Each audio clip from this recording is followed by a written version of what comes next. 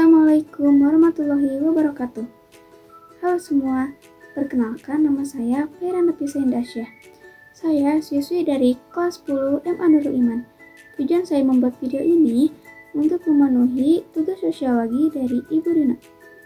Pada kesempatan kali ini, saya akan menjelaskan materi mengenai sosialisasi. Simak videonya baik-baik ya. Pengertian sosialisasi dibedakan menjadi 3 menurut para ahli. Yang pertama, menurut Peter L. Berger. Menurut Peter L. Berger, sosialisasi adalah proses belajar seseorang untuk menjadi anggota masyarakat supaya bisa lebih berperan aktif dalam masyarakat. Pengertian yang kedua menurut Horton and Hunt. Menurut Horton and Hunt, sosialisasi adalah proses seseorang menghayati nilai dan norma kelompok di mana dia hidup. Dan yang ketiga, menurut Edward Seal.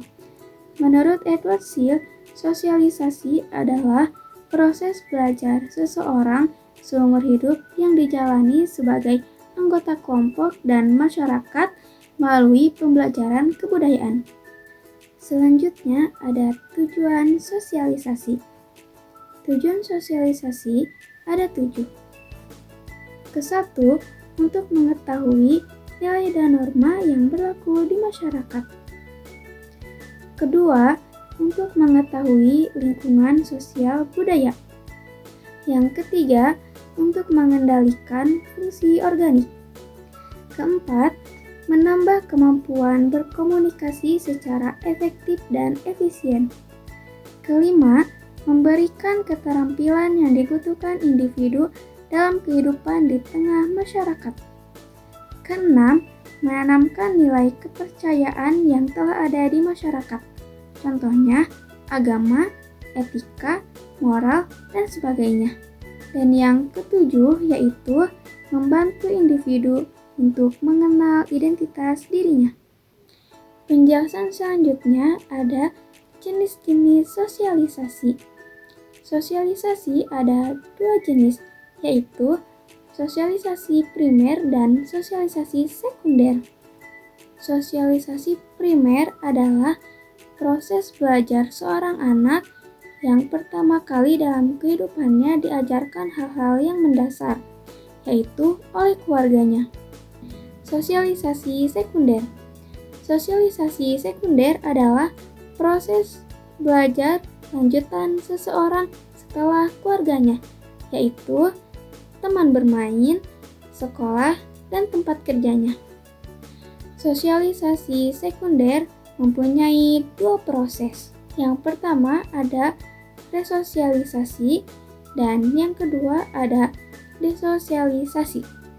Resosialisasi adalah pemberian status identitas diri yang baru kepada seseorang. Dan desosialisasi adalah seseorang yang mengalami pencabutan identitas diri yang lama. Selanjutnya ada proses sosialisasi. Proses sosialisasi ada 4. Yang pertama ada tahapan persiapan atau preparatory stage. Tahapan persiapan atau preparatory stage adalah tahapan yang dimulai sejak manusia dilahirkan dan anak dipersiapkan untuk mengenal dirinya sendiri, namanya, orang tuanya, dan orang sekitar. Yang kedua ada tahapan meniru atau play stage. Tahapan meniru atau play stage adalah tahapan di mana seseorang meniru orang-orang di sekitarnya dan meniru orang yang dekat dengannya. Contohnya, anak meniru main dokter-dokteran karena orang tuanya seorang dokter. Ketiga, ada tahapan siap bertindak atau game stage. Tahapan siap bertindak atau game stage adalah tahapan seseorang yang siap bertindak untuk melakukan perannya sesuai dengan status dan kesadarannya. Keempat, ada tahap penerimaan atau generalization stage. Tahap penerimaan atau generalization stage adalah posisi seseorang yang sudah dianggap dewasa karena sudah bisa menempatkan dirinya di masyarakat yang lurus.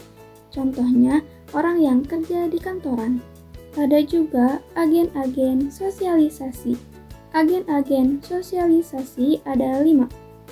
Kesatu, ada keluarga.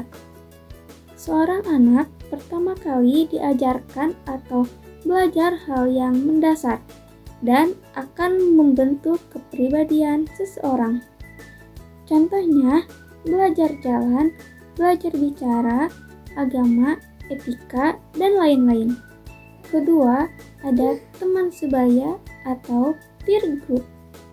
Setelah keluarga, anak akan bergaul dan belajar dengan teman seusianya. Diajarkan tentang loyalitas, setia kawan, dan kejujuran. Ketiga, ada sekolah.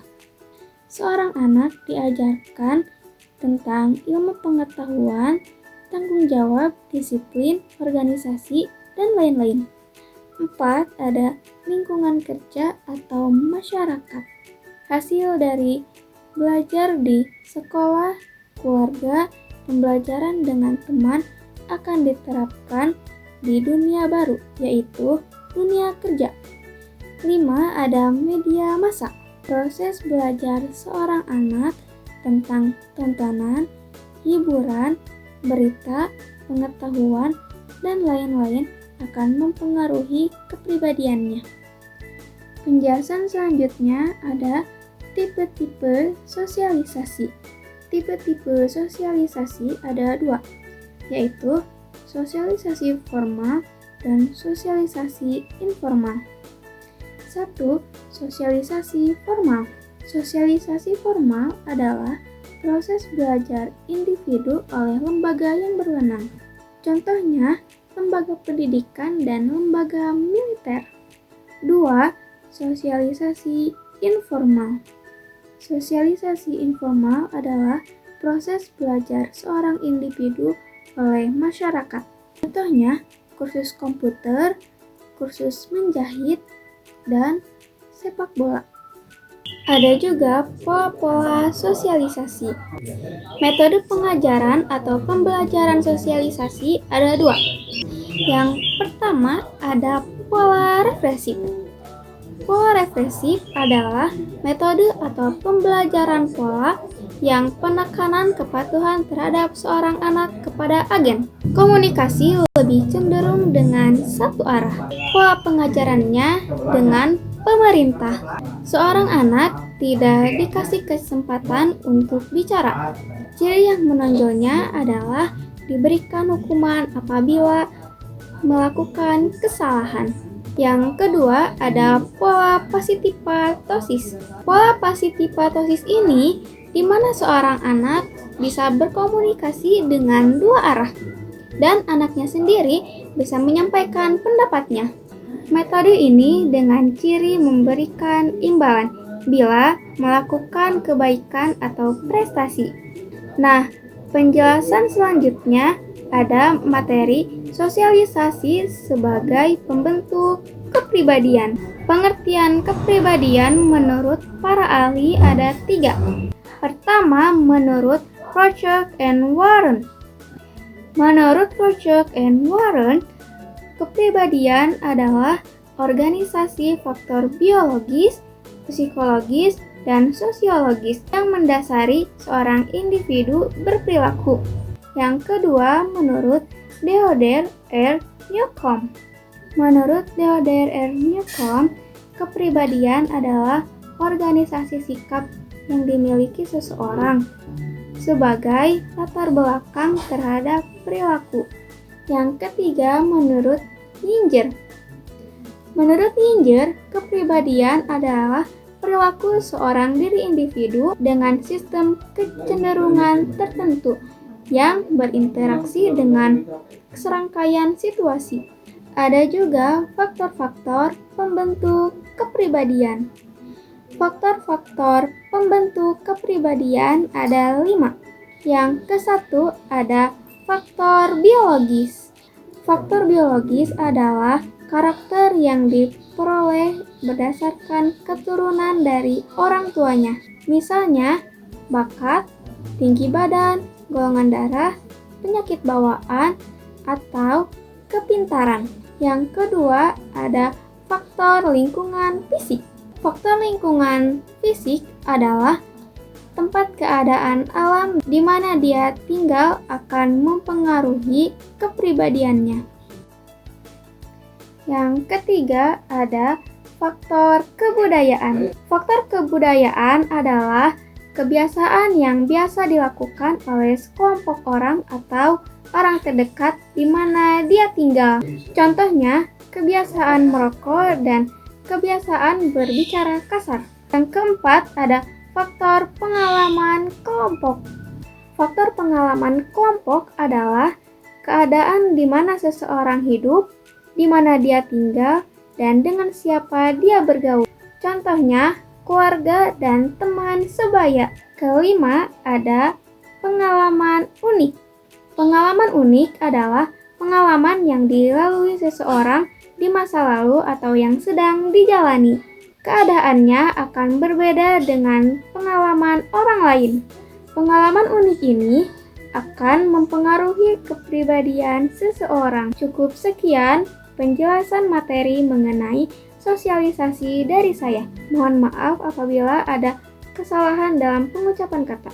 Wassalamualaikum warahmatullahi wabarakatuh.